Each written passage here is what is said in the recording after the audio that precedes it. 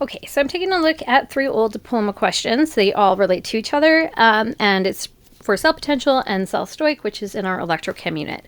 So for the first one, we have some half reduction equations. That's important. So this looks like page 7 of our data booklet. The thing that we have to look out for before we even take a look at the question is page 7 of our data booklet would have reaction 2 higher than reaction 1 because of the cell potential.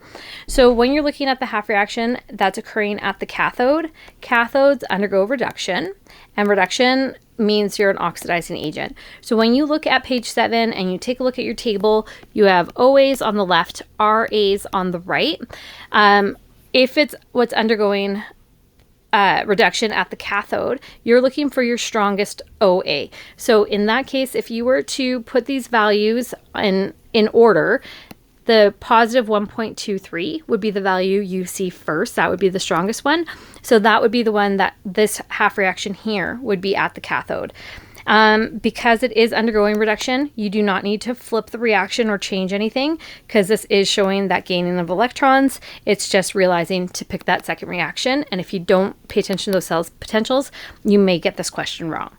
Now, this second equation, this one often throws students, and that's because I think it's just a little bit confusing. It's not asked that often, but this was a more recent diploma. And in this one, just in terms of theory, it is saying if the reference half cell was changed from hydrogen's half cell to cadmium's half cell, what would the equation 1 become? So going back for a second, equation 1 of this reaction has a cell potential of 0.58. So if you were to place this on the table, it would be around here, 0.58.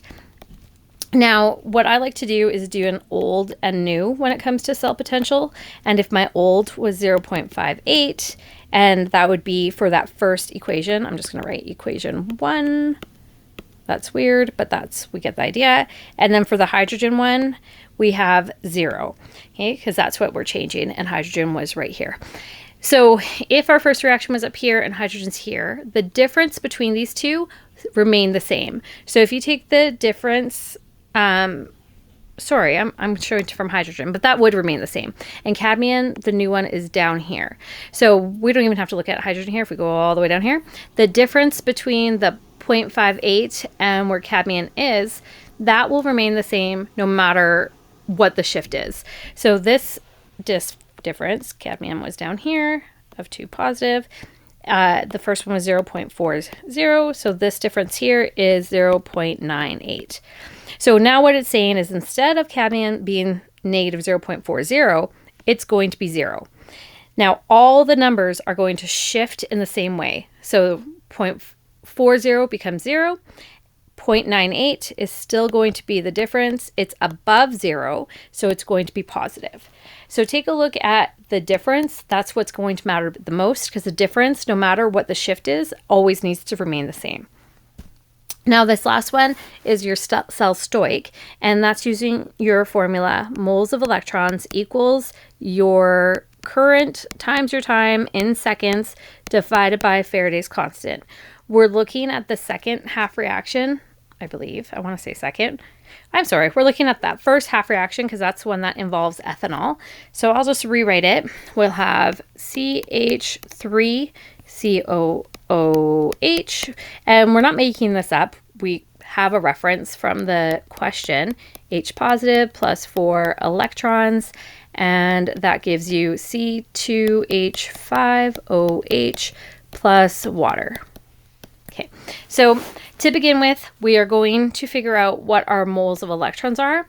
Then you can use your stoich to turn moles of electrons into moles of your ethanol. And then lastly, you can get your moles of ethanol and turn it into mass using molar mass. So let's start with the formula using moles of electrons. So we have our current 4.00 times 10 to the negative 3. We're going to multiply it by our time, and luckily the time's in seconds. Usually we'll have an extra step here, so this one's nice to us, giving it in seconds. And you're going to divide by Faraday's constant, 9.65 times 10 to the power 4. If you don't remember that number, it is in your data booklet on page 3, but you use it so much you probably have it memorized. So once you plug this part into your calculator, you get this value 0. Oh, that's not it. Sorry, I'm looking at the wrong spot. 4.14. This number continues times 10 to the negative 7, and that's moles of electrons. So we have figured out moles of electrons. We're going to use the mole ratio to turn it into ethanol. So multiply this by 4 moles of electrons, put that in the denominator so it can cancel, for 1 mole of ethanol. Lastly, we don't want moles, we want grams. And 1 mole of ethanol is 46.06 grams. So now moles of ethanol cancel. Plug this all into your calculator. You're going to get 4.77 times 10 to the negative 6 grams. So then when you take a look at the notation, this is going to be your A, B, C, and this one up here is going to be your D. So 4776. So that's how we would fill it in for our answer. As always, I hope you found this helpful. If you did, please subscribe and let me know in the comments if there's any other video I could do for you. Thanks for watching.